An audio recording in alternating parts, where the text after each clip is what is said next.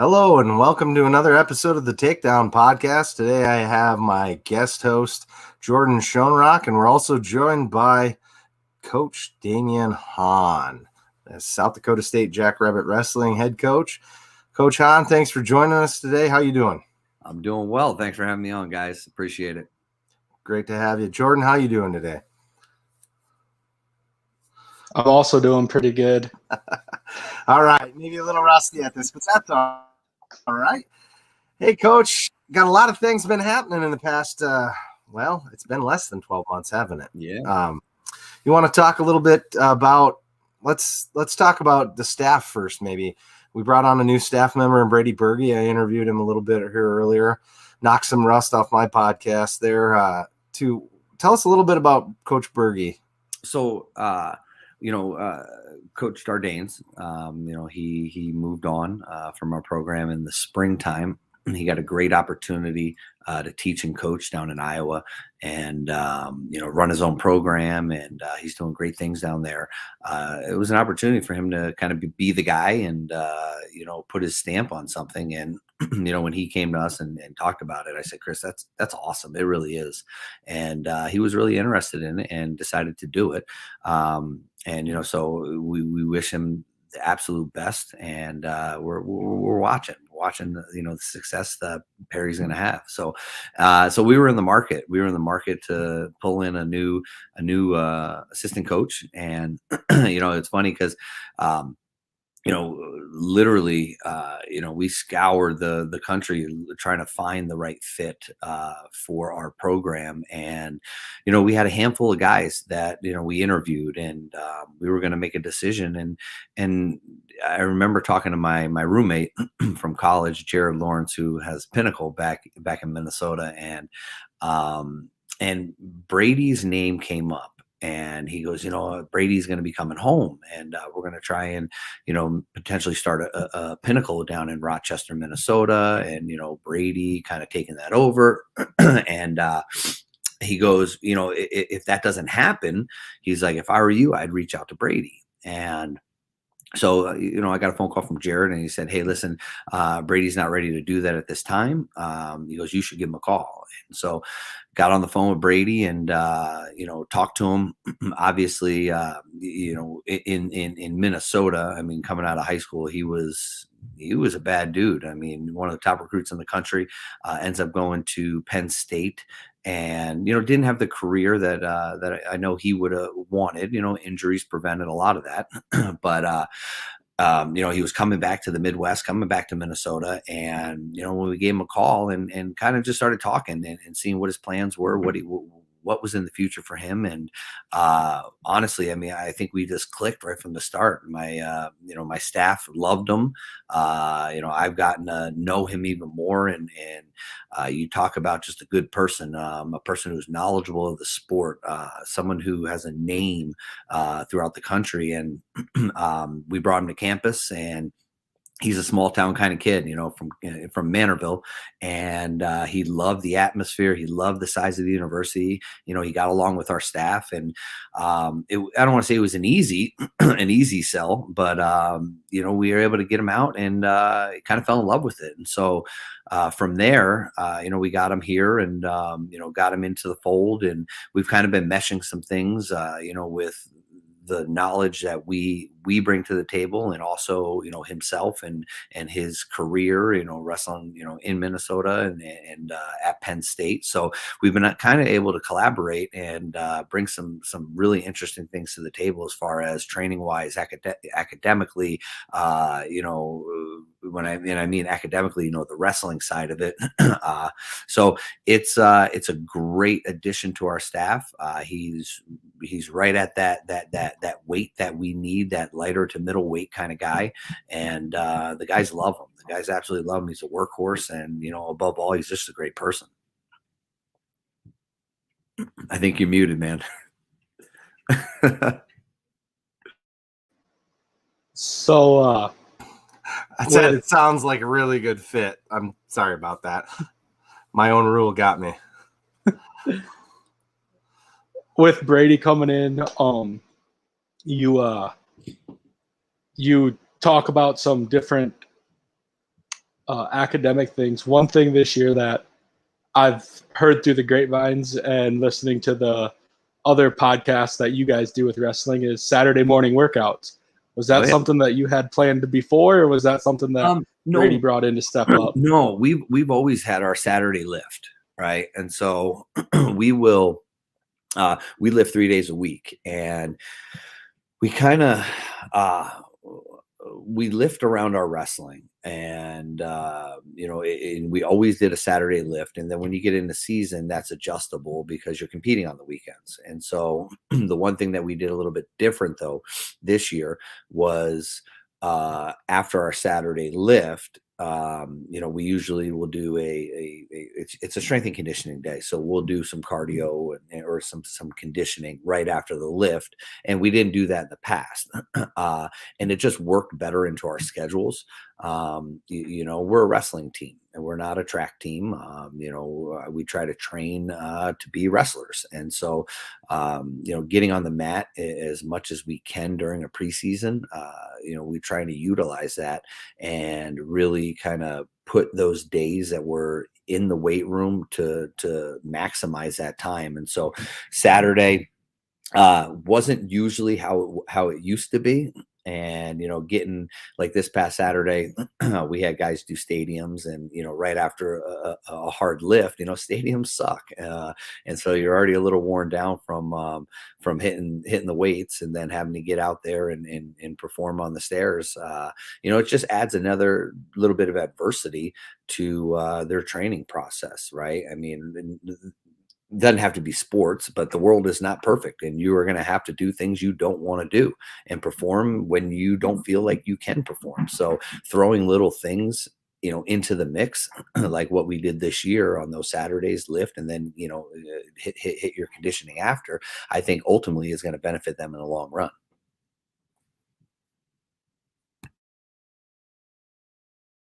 Yeah, I see that we've had all sorts of different changes around the program, and I know we talked about a little bit before we went live here, Coach. Maybe talk a little bit about the process for getting this awesome new wrestling facility up, where maybe people can donate if they want, and when you're in that, maybe talk a little bit about the change that's coming with Frost Arena and how you think that might affect the program in a positive way.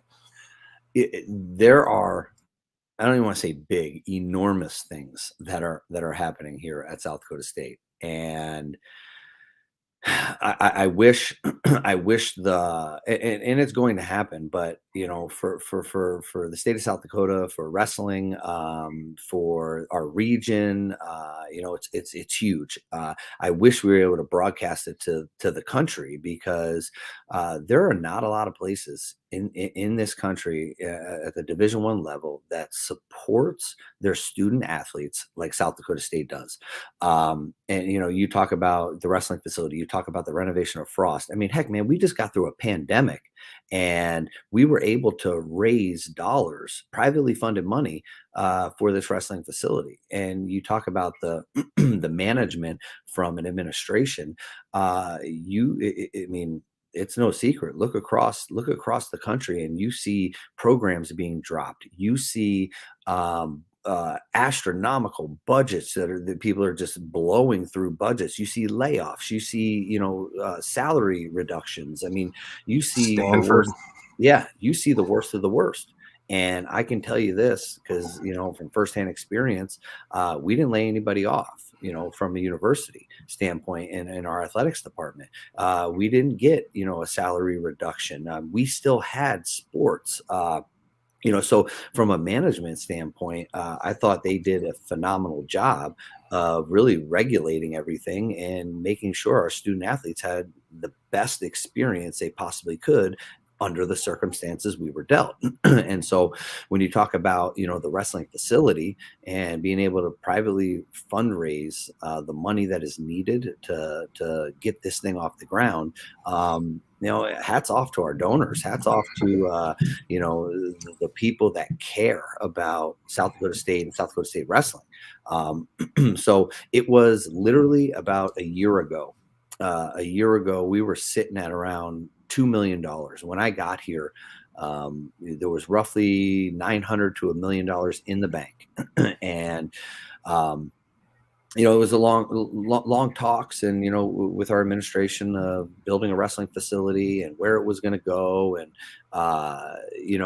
at the end of the day, I knew that for us to kind of move this thing along, at a faster pace, it was hey, wrestling's got to raise the money. And we did. We were about 30 days away from the Board of Regents, and anybody that deals with the state system, there's some protocol. Hoops you got to jump through. Hoops you got to jump through. So we were literally 30 days away from having to go to the Board of Regents and to get propose our wrestling facility, and we were sitting at just over $2 million, and we needed to be at 90% to be able to get the approval from the board, or even present it to the Board of Regents.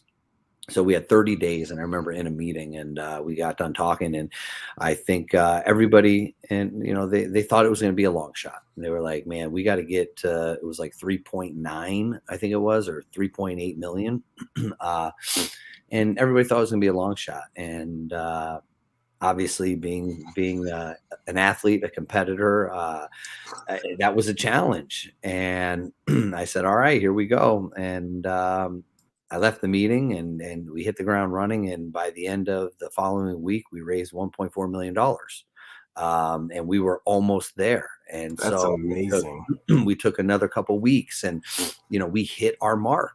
And I think it was a shock to a lot of people, but the wrestling community stepped up. I mean, they have been unbelievable, unwavering through not only this process, but a transition, new staff, new team.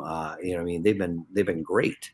So we got the money that we needed. We go to the Board of Regents, and I'm sitting in a meeting at the foundation with Keith Malum, the VP of the foundation, and we're having a great conversation. We're talking about some of the financing of the building and some of the intricate details. And I'm there with my administration, and it was during the Board of Regents meeting, and I'm sitting there. And Keith was talking, and my phone started buzzing, and I looked down, and it's President Dunn, and he texted me, and he said, "Hey, our facility got approved." And at that moment, I mean, like I literally put my phone down. I don't even remember what I said, but I said I remember I got really hot, and I almost started sweating. And I said, "Everybody," I said, "we just got good news." I said, "But I got to step outside for a second." And I stepped out into the hallway. I went to the bathroom. I splashed some water on my face because it was a little emotional, because it was like we hit a landmark. And I remember coming back in and high-fiving everybody that it got approved, and next was off to legislation. And so through that time frame, we were designing, going through the legislation process and getting it passed by legislation, and then the design phase and bidding it out. And so it's been I don't want to say a pain in the butt, but God darn, man, it's hard. It really is. And every time you think you're moving on the right track, you take one step forward, two steps back. With I mean, I'm sure most people know what's happening, across the world with some commodities and how things are hard to get. And you go through a bidding process where literally the prices of steel and everything are through the roof. So we picked a great time to be doing this. So our costs have gone up immensely, and we're continuing to fundraise to get to where we need to finish the project. But we're close. We're really close, and everything's approved. We did our groundbreaking ceremony about a month ago, and the fencing will be going up here shortly, and we will be breaking ground here this month.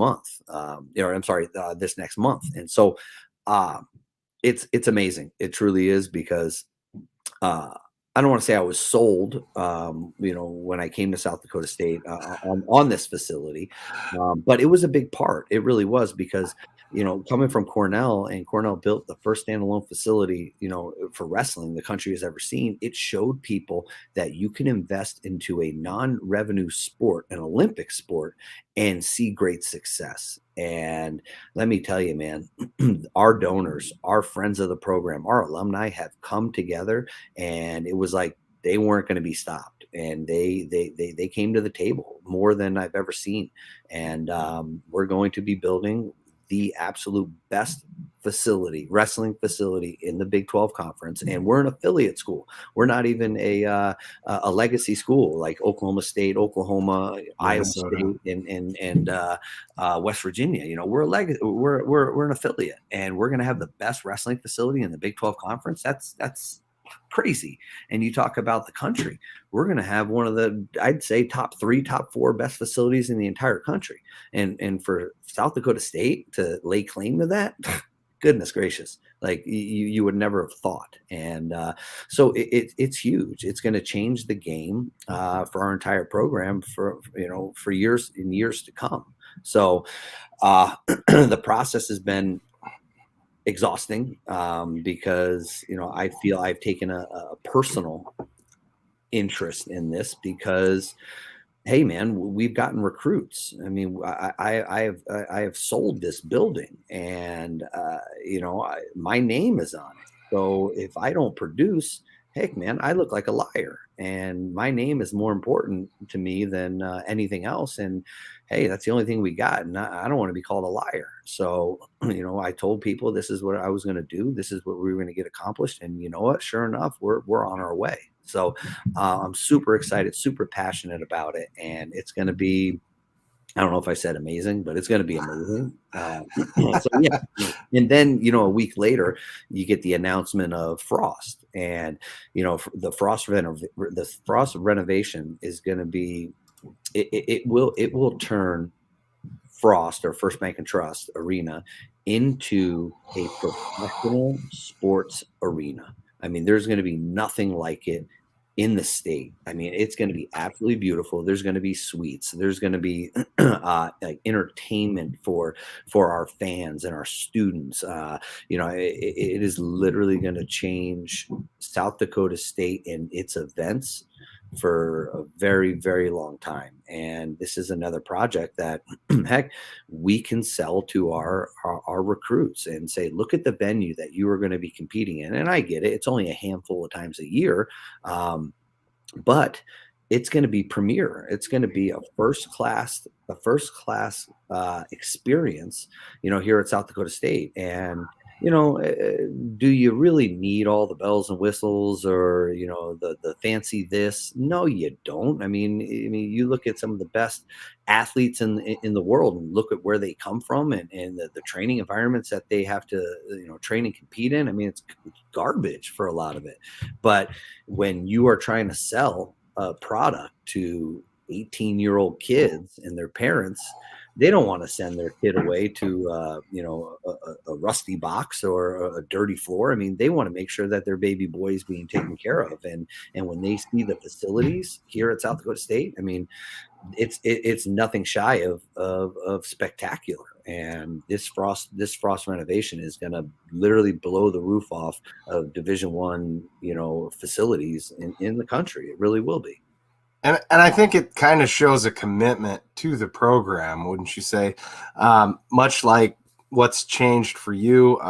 Congratulations on the new contract. I'm stoked to see that you're staying on for some more time, and I'm sure you want to see that new facility get built before. Sure. Any thoughts to move somewhere else? But it's your program, right? And that really means something, I think. And the kids know that, especially in wrestling, coaches don't move on quite like they do in football.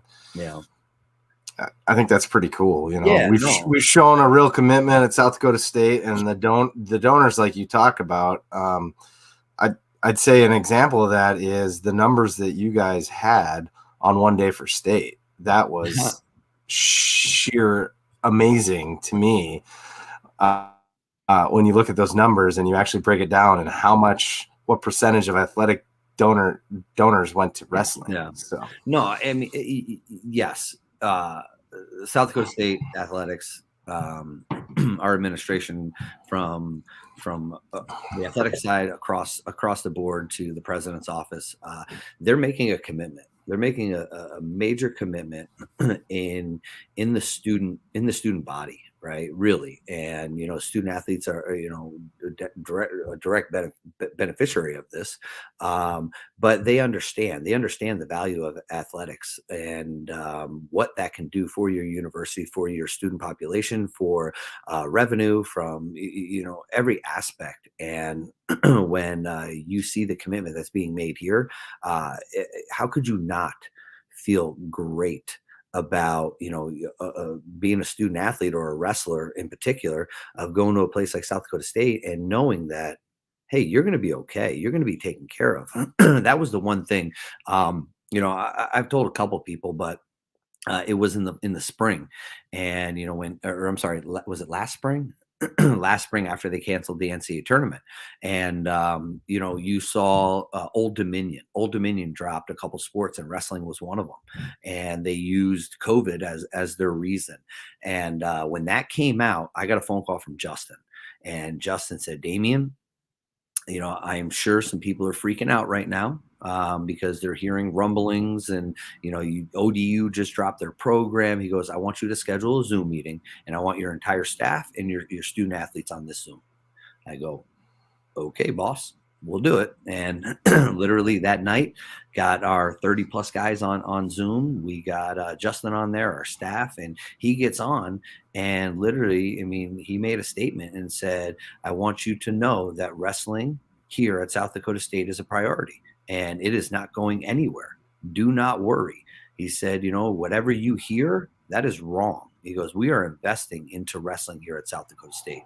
And it it eased some conversations of people, because, hey man, South Dakota State, we're a mid-major.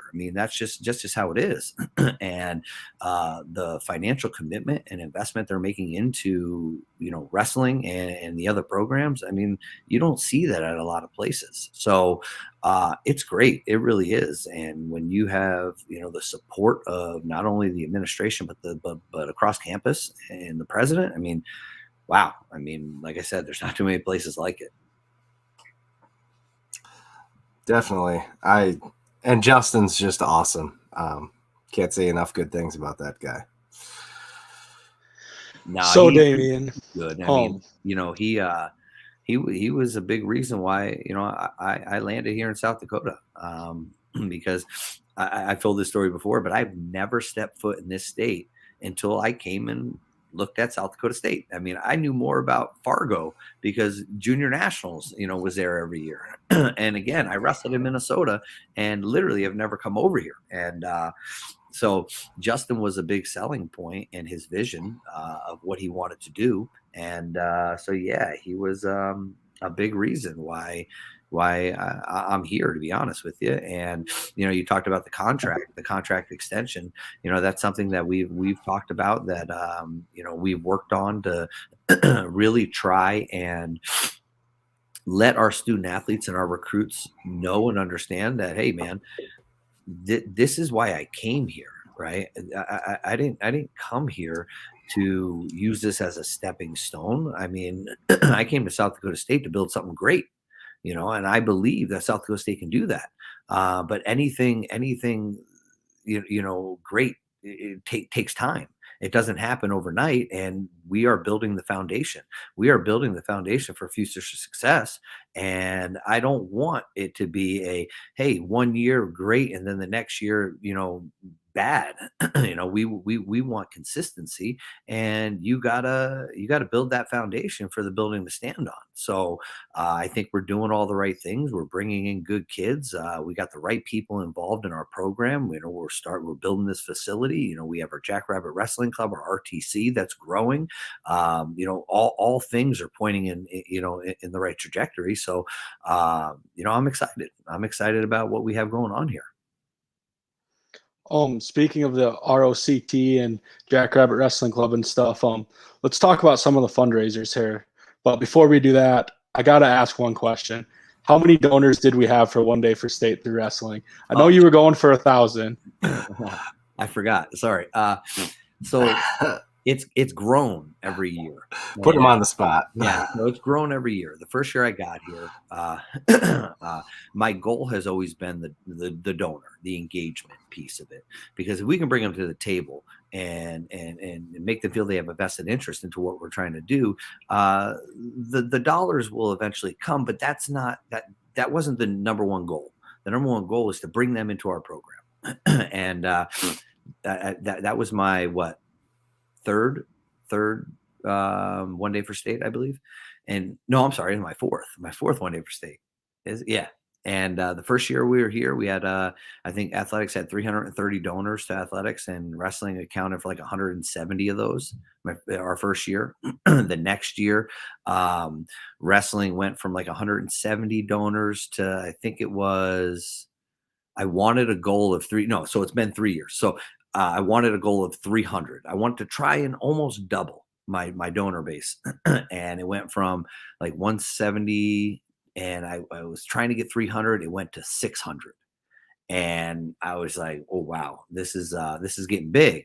And then this past year, I said, if we can get to like 800, I was like, that's going to be that'll be huge. I said, but my internal goal was 1,000. And we went, I think we had like 1,035, donors to the program.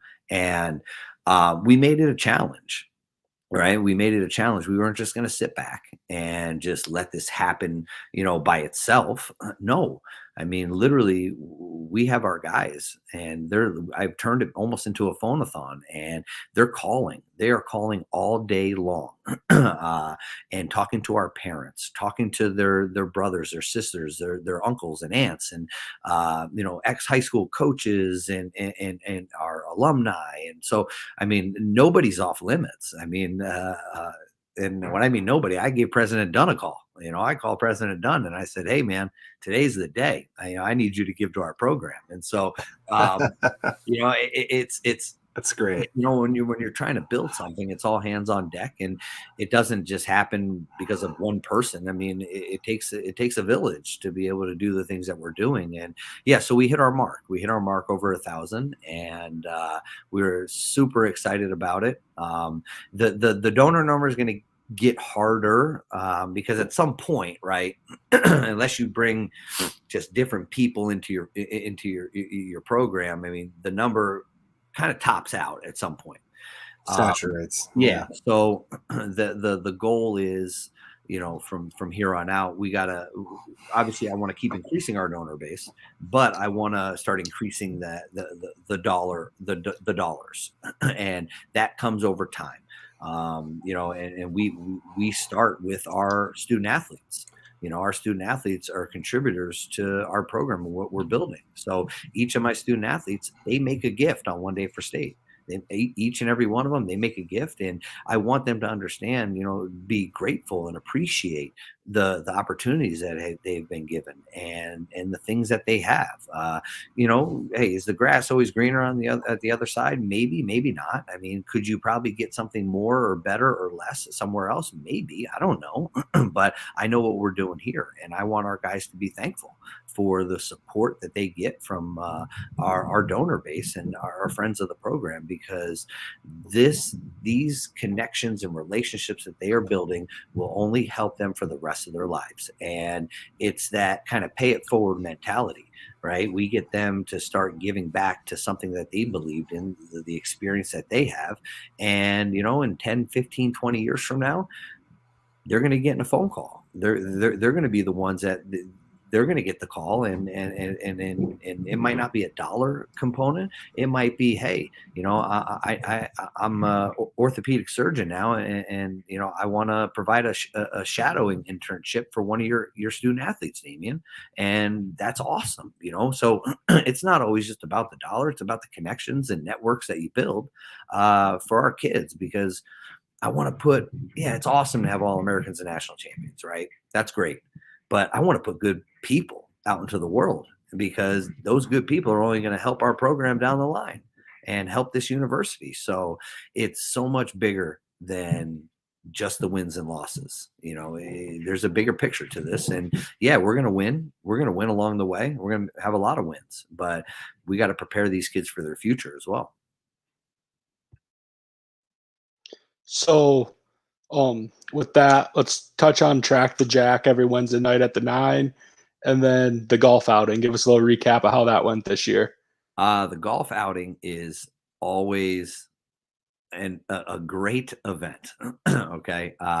We sell it out every year. I mean, the people here, the South Dakota State people are crazy about their golf. They really are. They love it and they like to have a good time. So we cap it off at 40 foursomes, 4 more than what the golf course wants, but we sneak a couple more on the course, and it's an event. It's a party. I mean, these people come back and expect to have a good time.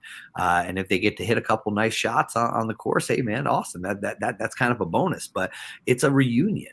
It's a reunion for our fans and our alumni and our supporters to come back, get around our guys, because every one of our student athletes is out on the course, working a hole or just interacting with our supporters.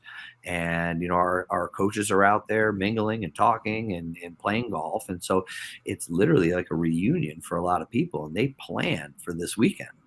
Every single year. So the golf outing was absolutely amazing. And that's run through our JWC, our Jackrabbit Wrestling Club, and all the proceeds that we bring in there go to support our RTC and our guys, freestyle and Greco Olympic dreams.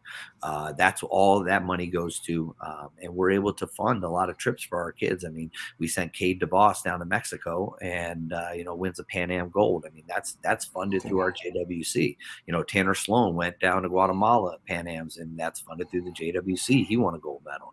And so, we send guys tournaments all over the country. And so the goal for the JWC is to really keep growing and start to bring in resident athletes and coaches and really make Brookings, South Dakota a premier wrestling spot in the country that people want to come and train. And so the other fundraising effort we put together, and hats off to Marty for kind of taking the lead on it.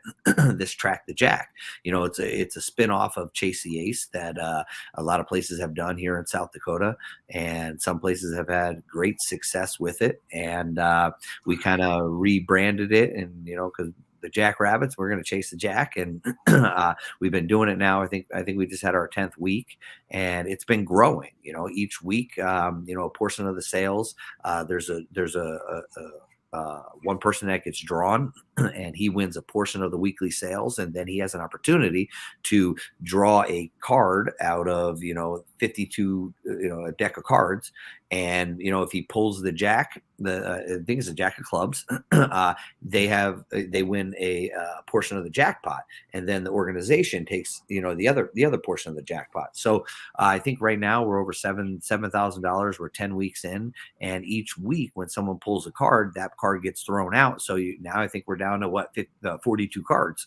So every week it gets a little bit, your percentages of potentially winning get a little bit better, and we're going to keep growing it, keep growing this pot.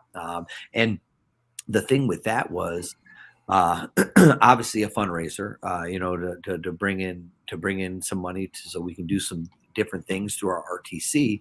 But I think it all started with engagement. It all started with, let's create another event that we can bring our people together. Right. I mean, for over a year, we've kind of been isolated and told to avoid one another and don't go to crowded places. And I think this is an opportunity for the ones that are comfortable to be able to get together and enjoy our time and, have a little fun and potentially win some money. So it's a great event. We do it every Wednesday night, at Cubby's 9 Bar. And it's a good fun time for our fans and our supporters to get there and interact. We always bring some wrestlers. Our coaches are always there, and literally we talk.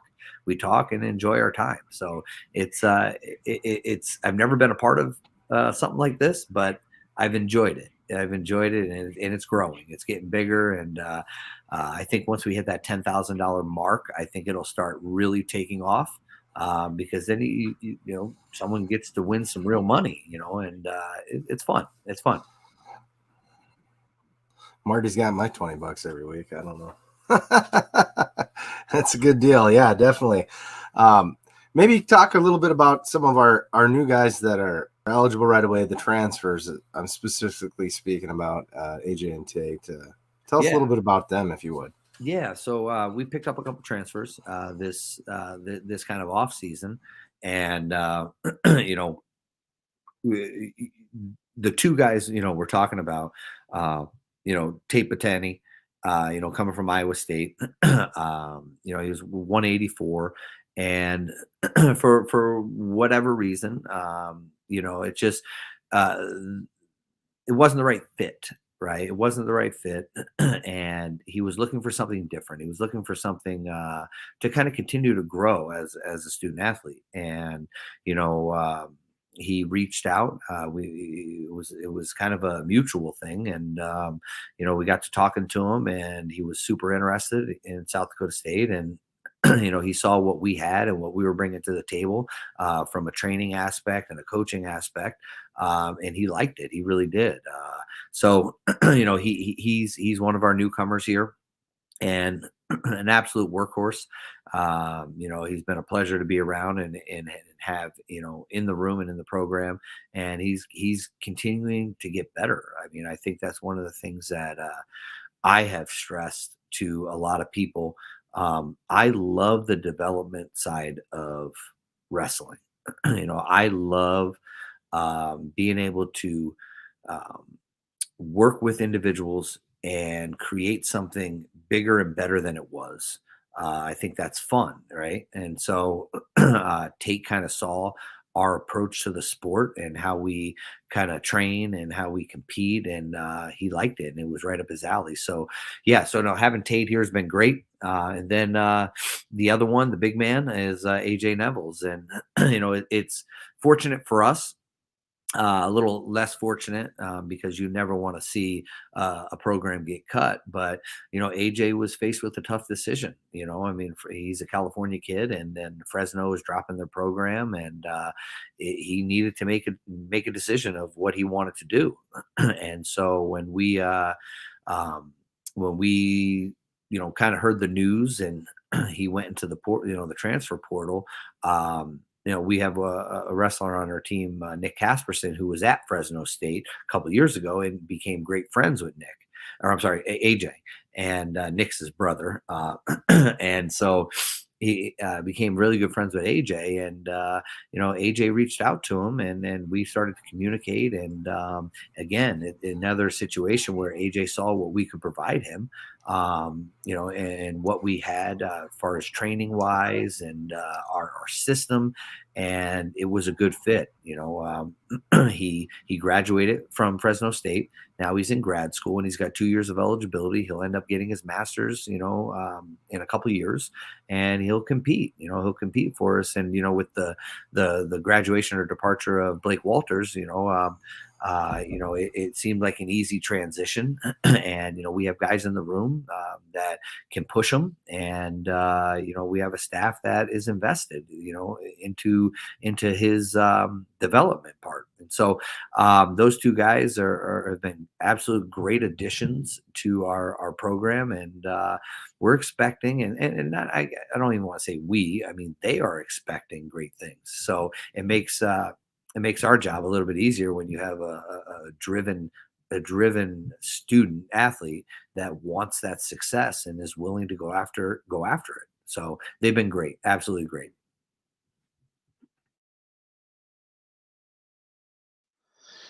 So let's talk a little bit about the freshmen that came in here. There's a long list of them this year, another huge recruiting class. Is there 12? Oh yeah. There's yeah, I think about a dozen. And then you throw in AJ and Tate. I think we're up to shoot, darn near a baker's dozen. What is that, 13, 14 or something like that? But no, this class, big class, and I'll be honest with you, bigger than I normally like, because when you bring in that big of a class, my goal is to have 100% graduation, right? In 4 or 5 years, I mean, you lose that entire class, and so it's hard to keep replacing that many kids. So I mean, I would love to keep it, eight kids a year, and really, keep those kids through the program and graduate them. But a big class nonetheless. And we this class, we got kids from Minnesota, Iowa, Ohio, Chicago, all across the board, Pennsylvania. This class, by one publication, was a top 10 recruiting class, in the entire country. And I don't know if South Dakota State has ever gotten a top 10 recruiting class. But I can tell you this, I mean, some of the kids in this class, I mean, they are hammers. I mean, they truly are. And we're expecting, and they are expecting big things. It's probably headlined by, Alec Martin out of Ohio, Super 32 champ. I think he was as high as, 20th pound kid in the country. And he's projected to be a 149 pounder.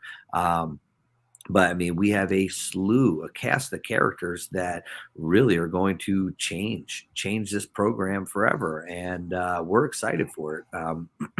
We've covered a handful of weights from 125 in this class, 125 all the way up to roughly 174 ish.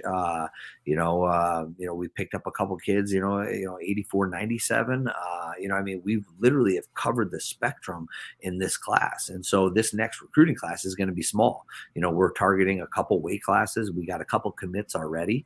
So it's good. We have a couple more on the line that, we're hoping to land. But this class that we brought in this year is, I think it's lights out. I really do. And you talk about them coming in and their transition. The hardest thing for any student athlete is that transition from high school to college.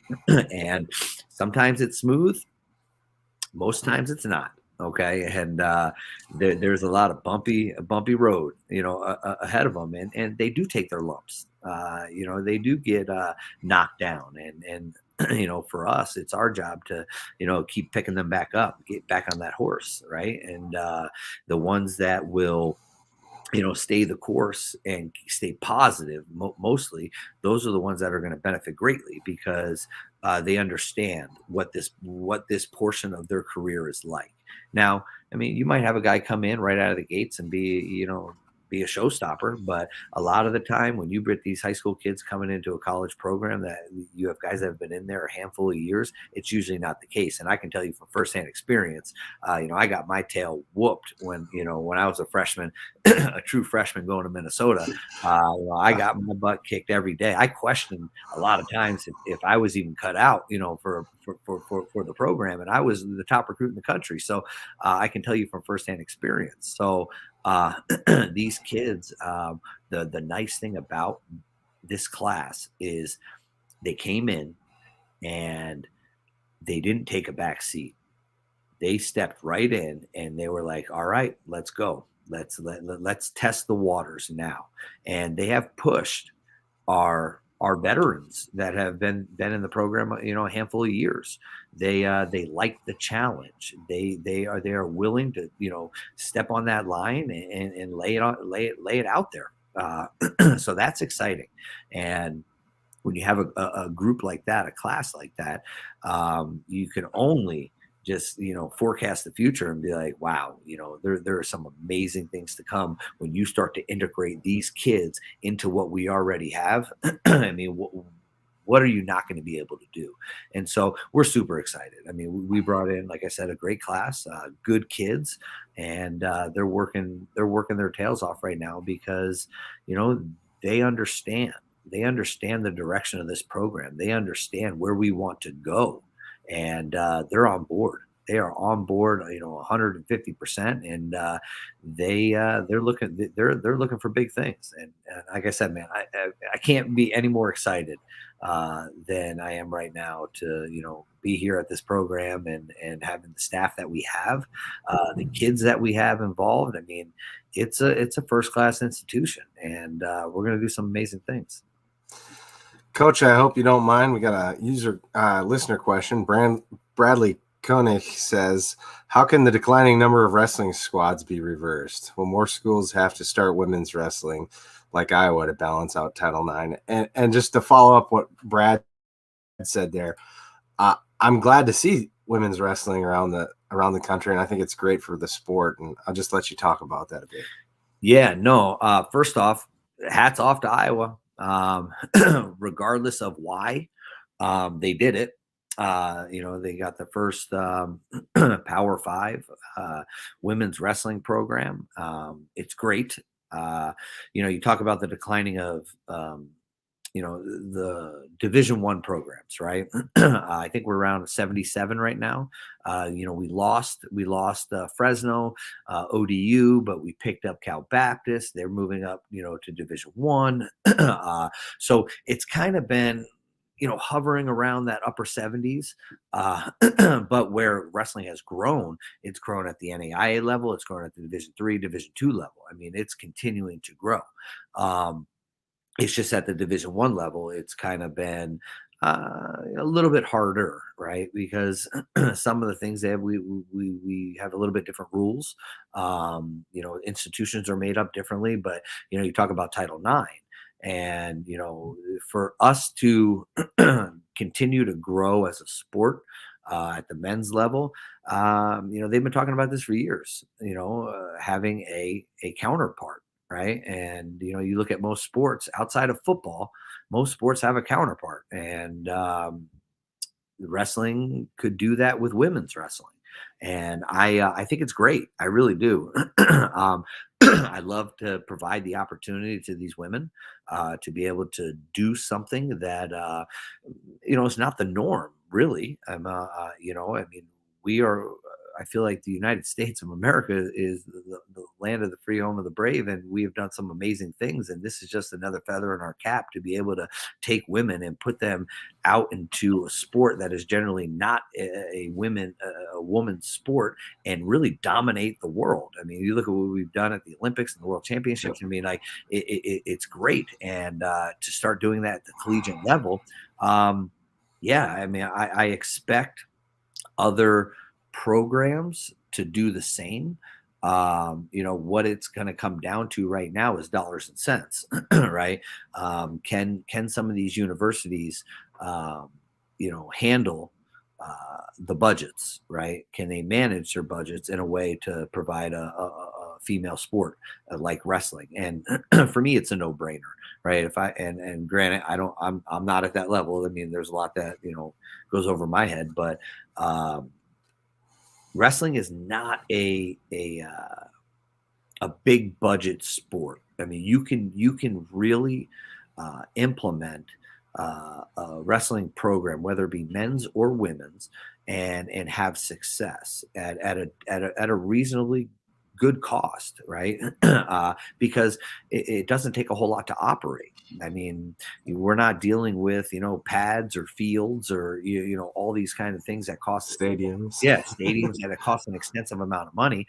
I mean, you buy a couple mats, you have a room, you throw them down, you buy some shorts and some wrestling shoes and some singlets, and, and off you go. Right. I think it is, very likely that we see this grow and continue to get more women's programs at the Division I level. But Iowa doing it, I mean, really kind of set a standard. And, it's funny, after that happened, I started getting some emails and about, hey, do you think, wrestling would ever start at South Dakota or women's wrestling South Dakota State? And I'm not opposed to it, right? I'm not opposed to it, but we got to be able to provide them a great experience. And if we can do that, I am all for it. I mean, again, and this is a little selfish, but it will only help the men's as well. Two great. It's one sport, but female and men. I mean, they can both build off of one another. They both can benefit from this, of providing these women with an opportunity like wrestling, and in turn, it helps men's sports maybe be added, wrestling be added or saved at some of these programs. So yeah, I I applaud Iowa, and I'm sure you look at the high school level, and I don't know how many states right now, but there's a handful of states. I'm going to say in the 40s of states that have women's high school wrestling now. And it's continuing to grow and build. It might be one of the fastest growing sports in the country. And it's awesome. It's great. It's great for us because, I got two little boys, and, I hope one day that they will have the opportunity to wrestle in college, and in creating these women opportunities, for wrestling. It's only going to help my kids as well. So I think, one hand washes the other. We're in this together. Classic raising tide raises all ships kind of argument. 100%, man. 100%. So, can you give us a little, with preseason ending on next Friday, can you give us a little team goals and a little team preview here? Yeah, I mean, I don't think our our goals have not changed, right? I mean, since the day we step foot on campus, this staff and these kids, I mean, we want All-Americans and national champions. I mean, that's just the bottom line. We bring kids here. We bring kids here, and there's an expectation, right? One of the things I said to these guys, it might have been my first day, my first week, I said, listen, this program is going to have great success, but it's not going to be based off individuals. It's going to be based off the whole body of work by the team. And we have held true to that. I mean, it's this is a family. We have a family. We do this for one another, and because when you do it that way, there are times throughout these kids' careers that, man, they feel down and out. They can't do it. They're not in the right mindset. But you look next to you and you see your brother going through it with you, and you're like, damn it, if I can't do it for myself, I'm gonna do it for that man standing right next to me. So our goals have never changed. I mean, All-Americans and national champions. We will be a top 10 program. That is my goal, year in and year out. I want to be a top 10 program. I want to contend for trophies at the national tournament. When you set a standard like that, I mean, you're expecting maximum effort. You're expecting excellence out of our kids, and they have accepted it. That's what they want. And the kids that we're bringing in here, anything less would be a disappointment for them. And I love it. I love that they hold themselves to that high of a standard. So for us, All-Americans and national champions every year, and top 10 program, and vying for trophies at the national tournament. That is the goal. And when we are able to be a perennial powerhouse, a top 10 program, I mean, I don't ever want that to change. I don't ever want to take a dip. I don't ever want to see us slide out of those, out of that standing. I mean, this is something we're trying to build for the future, and consistency matters, in all aspects. So yeah, the goal hasn't changed, man. All-Americans and national champions. Well, I look through the roster and I see, I don't think it's that unrealistic to see 5 guys that are definitely on the table to be All-Americans this year. Easy. Oh, for sure. I don't think that's an unrealistic expectation to get 5. No. And these guys, and that's what's so great. These guys expect it, right? One of the things I told Clay, one of the awesome things about Clay is, his piano skills. Yeah, right. He was my legitimate first recruit. He was going to go to Nebraska, and I talked to his brother Colton, and Colton was like, "Hey, listen, you got to talk to my brother." And so we talked, and long story short, he was my first recruit and my first All-American. So it's kind of unique and fun. But I told Clay, I said, Clay, you know what? The nice thing about you, becoming an All-American, I said, there are some people that one of two things happen. They sit there and they say, I made it. I made it. And whatever happens next, it's okay. I made it. And I said, Clay, I just don't think that's you. I said, yeah, you're an All-American. You took 8th place. I don't think you're satisfied with that. I actually think it pisses you off. And he's like, you're right. It does. I'm pissed that I took 8th place. And I said, what that's going to do for you is it's going to light a fire. It's going to provide fuel. And you're going to want to show that you are better than 8th place at the national tournament. And it's not a matter of, okay, I can beat this guy. It's going to be, how bad can I beat this guy now? Because I am an All-American and I have a standard that needs to be set, right? So, I'm excited, for these guys. And, when we had 3 round of 12s and one of them gets through, these guys were right there on the cusp of, getting something that they've worked, I don't want to say their entire lives, but they have worked extremely hard for, and having getting that close and not getting it, man, that leaves a bad taste in your mouth. And so for these guys, I mean, they have literally, stepped up, and they want this more than anything that they've wanted before. And it only pushes the other guys that we have in this room. And like I said before, it's all hands on deck, right? I mean, we're going to do this. We're going to do this as a team. And when the team wins, I mean, or when these guys win, the team wins. And every single person in our program has value. We have kids that are going to graduate this year that probably, well, I know, that have never put the singlet on. But you know what? Clay Carlson wouldn't be an All-American if they weren't in that room pushing them every day. So yeah, man, this is a family, and we come to the table, to provide everything we can for our kids. And success breeds success, even though it's cliche, it's true. Well, Coach, I want to be respectful of your time. I don't have a whole lot more that I love we can. I know we can talk all night, right? Oh, we can go on. And we could go all night. We could run through the schedule quick. I know we have, what do we have? 1, 2, 3, 4, 5 home duels, 6.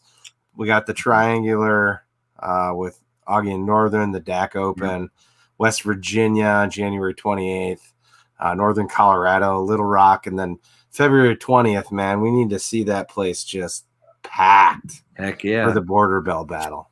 You're darn right. Yeah, so we got a handful of home dates. Packed Frost is rowdy. Oh, yeah.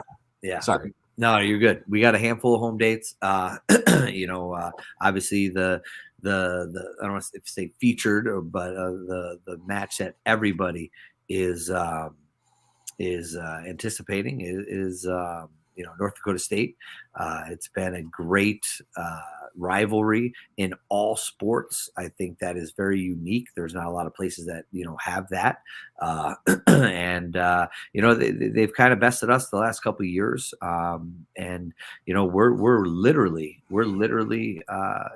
just preparing, putting together a squad that is first class. And, I hate to, and I said this early on, I hate to kind of get fixated, right? Fixated on one duel, because listen, we lost to North Dakota State this past year, and we took what, 25th in the country, and they were what, 35th. We had, 3 in the round of 12, an All-American. They didn't have an All-American. I mean, so I think people, and maybe not, but, I think people would take a national championship as a team if we lost to NDSU, in a duel. The ultimate goal is March, right? March and that national tournament. So that's what we prepare for. But, we don't lose sight along the way. We do prepare, and, we're going to have another squad ready to go out there and compete against NDSU at our last home duel. So if you haven't yet, I'm not sure if season tickets have become, they're become available, but regardless of season tickets, you better get your ticket for the NDSU duel this year in Frost. It's going to be exciting. You're going to see some fireworks for sure. It's going to be a good time. I was up in Fargo last year, and let's just say there was a few things that left a sour taste in my mouth. Yeah. On how things went down. Oh yeah. We don't have to say a whole lot more than that, but no.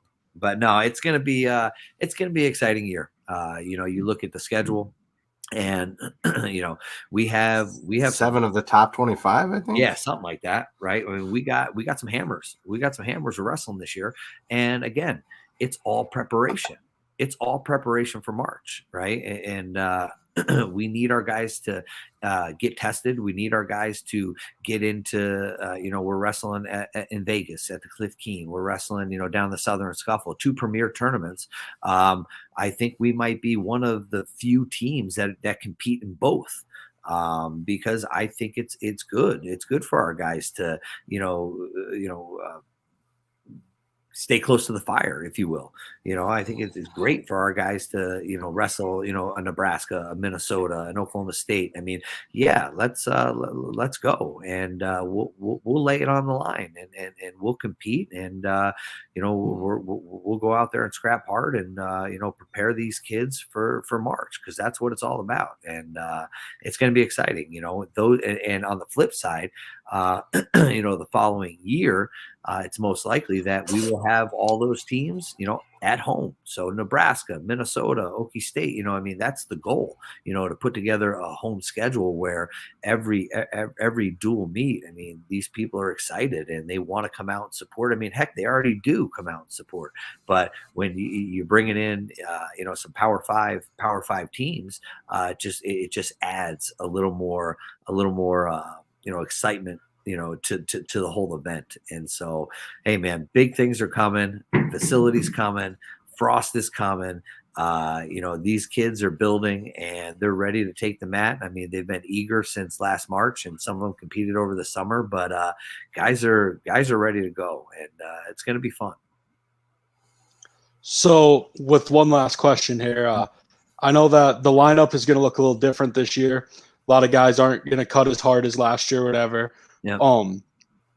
Can you just kind of walk through that a little bit? And also, did you give them some of your weight? Because I seen you at the Jacks thing, and wow, you're looking good. It looks like you're about ready to go compete for an Olympic medal again. Some Jordan, I appreciate that. At least somebody notices, right? No, he's been watching the Olympics and he wants to join. Yeah, right. No, that time has passed, right? But no, so we're kind of switching some things up a little bit. We had a couple guys that were cutting a lot of weight, and they kind of grew throughout the year. And I try to use myself and my experiences a lot through this process.